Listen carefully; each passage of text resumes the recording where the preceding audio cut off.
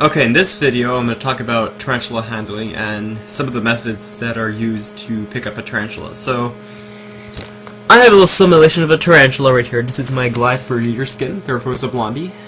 She's 8.5 inch right here. Oop. So that's giving you an idea of how big it is, and you can see the fangs. The fangs are these little two needle-like structures right there. Okay, so the first method is you place your hand on near the tarantula and you gently nudge it. So if you nudge it just like this, it will go on your hand, like so. What I'm doing right now is not really recommended. You should not do it on the carpet. You should do it on the floor. This is the best way because their feet can get caught in the carpet, so that's not really a great way to handle a tea. So the second way is to pinch grab a tarantula. So the way you would pinch grab it, as I'll show you right now, is to take your two hands and get a firm grip between the second and third pair of legs, and then you just pick it up like this.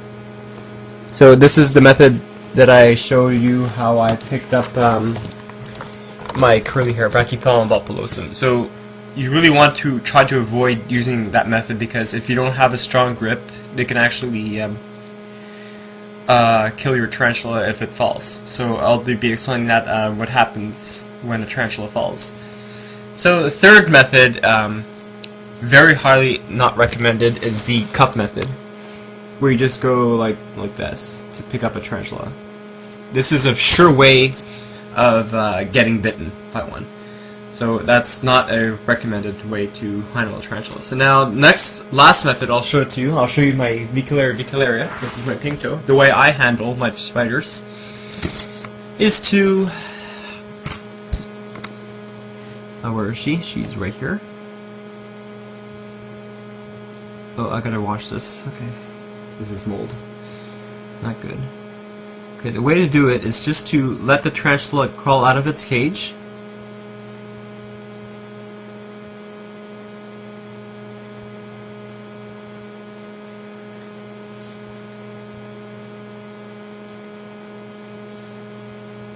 And then we catch it.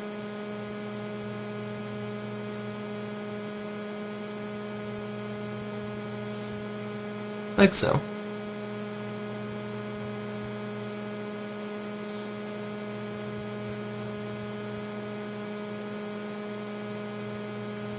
This is a nice pink toe. Very, very handleable tarantula.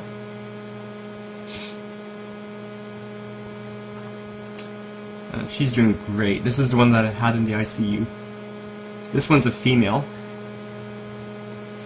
which is awesome. Okay, so we put her a new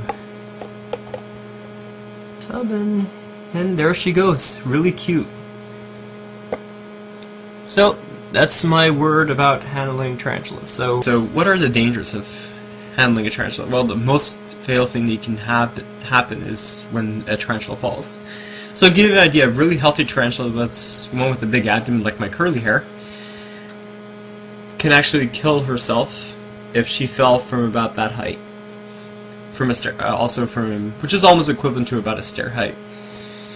So you really want. That's why I really don't endorse handling tarantulas. They're not really meant to be handled. They're meant for showpieces.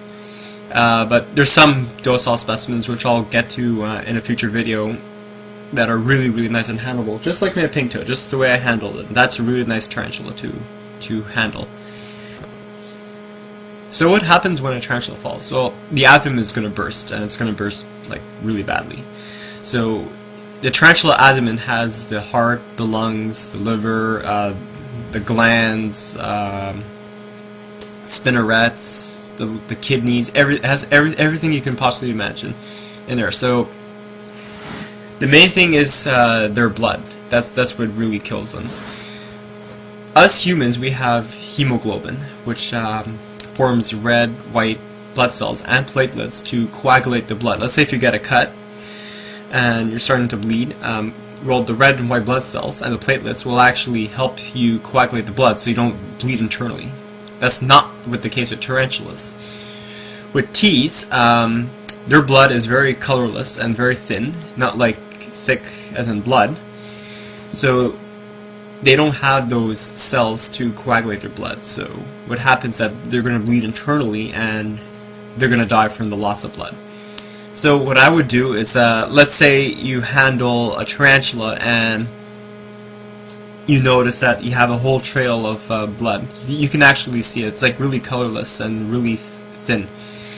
So what I would do is, if you have any super glue handy, so take a Q-tip and dab it where the wound is, and it should close up right away. So that's one way you can save your tea from death. So that applies to most terrestrial species. That's why terrestrial species they're kind of bulky, and you really want to try to avoid handling them unless you really need to. So the way to handle them is to handle them very low to the ground and on the floor. So I would say a good height is probably around here, and you just let it crawl. Okay, so arboreals are much differently built. As you can see from my pink toe, which is right here, she's kind of like slender-bodied than terrestrials. Are not as bulky. So in nature, arboreal teas will tend to jump from tree to tree. That's their nature. That's why they're called arboreals, because they live in trees.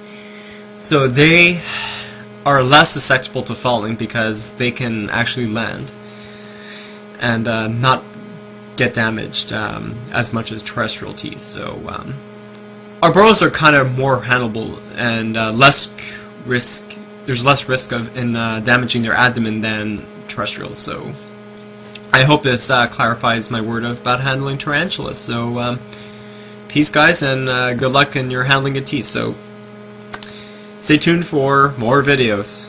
Peace, guys.